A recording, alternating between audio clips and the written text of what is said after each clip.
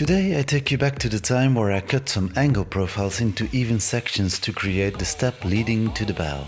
In episode 22 I mentioned this step and how beautiful it would look once finished with teak, just like the rest of the deck. We have already made a few test runs with either one or two, but ultimately a single step seemed to be the best choice.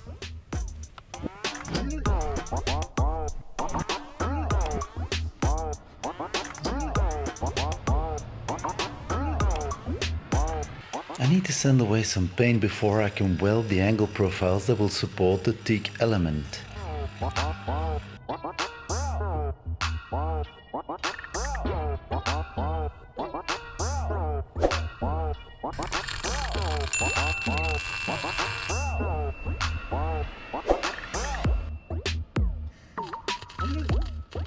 For now though, I've recycled the top element of the old version, but I'm very pleased with the outcome.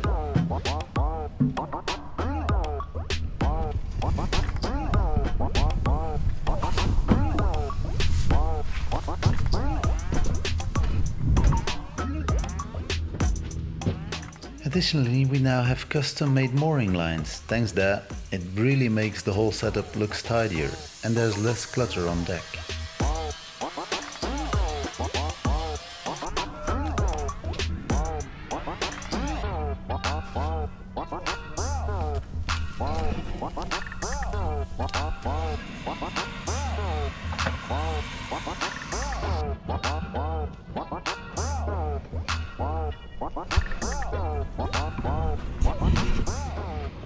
I don't quite like the way the top part of this gunnel is constructed. There's a little void in between the top part and the rest of the gunnel, so dirt and debris could get trapped there very easily.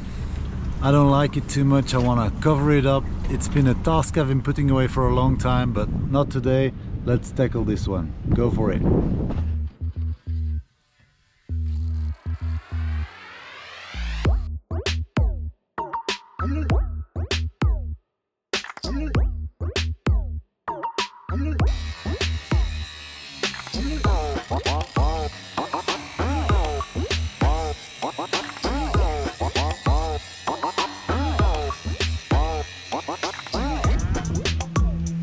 And of course we'll have to repeat the same process on the other side.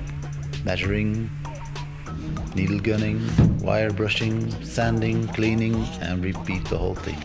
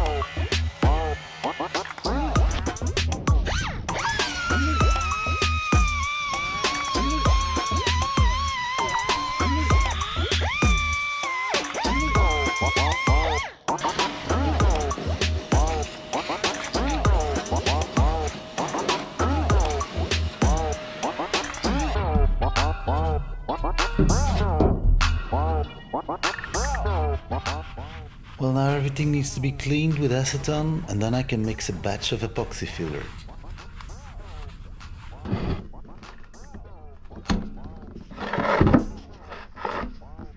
For this, I mix 1 part of the hardener with 2 parts of epoxy. Well, that is depending on the type of filler you have. Mix it well until you have a uniform color and then you can start filling.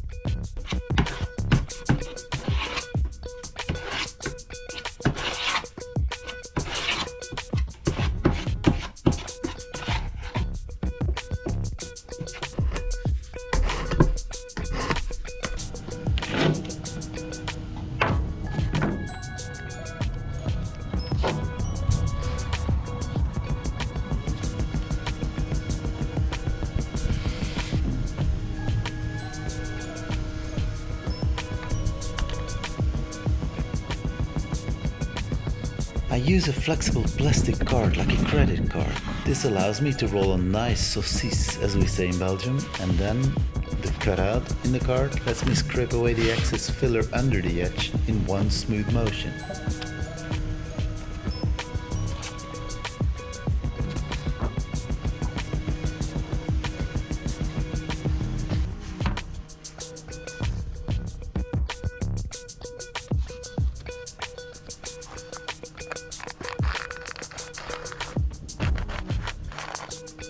Once it's dry, I'll go over it with an 80 grit sandpaper and then it's nearly ready for painting.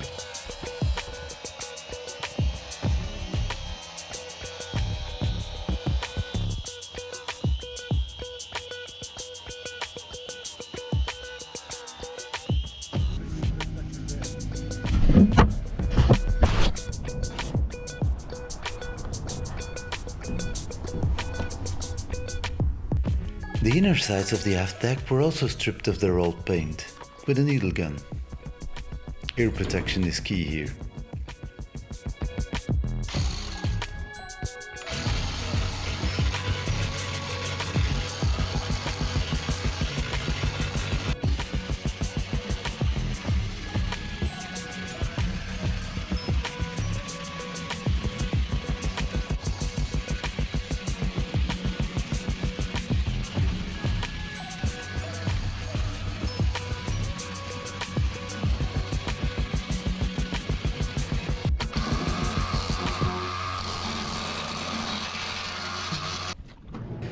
A forensic team came on board to search for traces of old paint. Once they concluded that the surface was fully decontaminated, I handed them a paintbrush and had them apply the first coat of primer.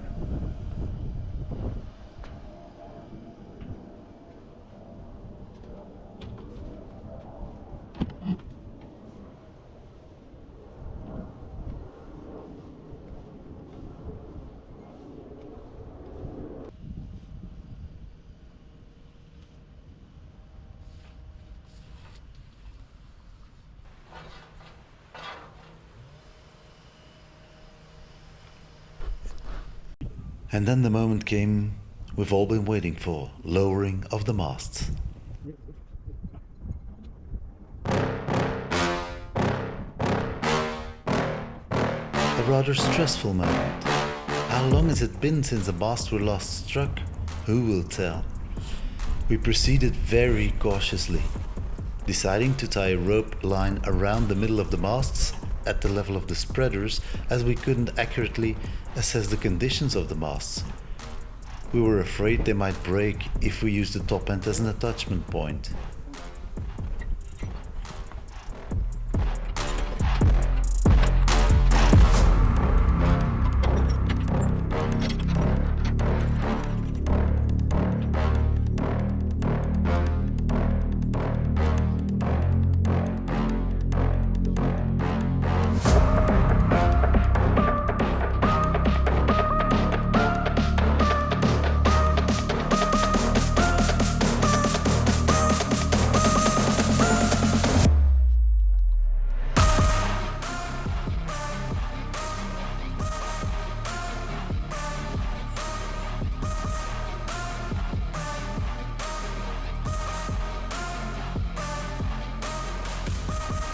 We've also used a support pole, I believe it's called a gin pole, to redirect the forces upwards. The same process then was repeated on the other masts.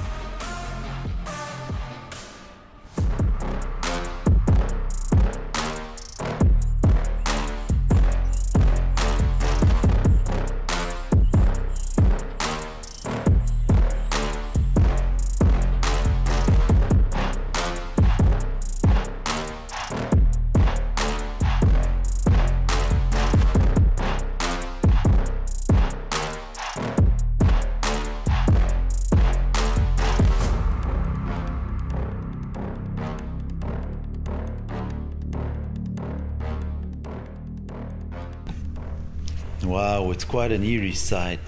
It almost looks decapitated. A strange, almost ghostly way to say goodbye to you for now. But the reason for this sudden shapeshift will be revealed in the next episode. See you then. All the best. Calm seas.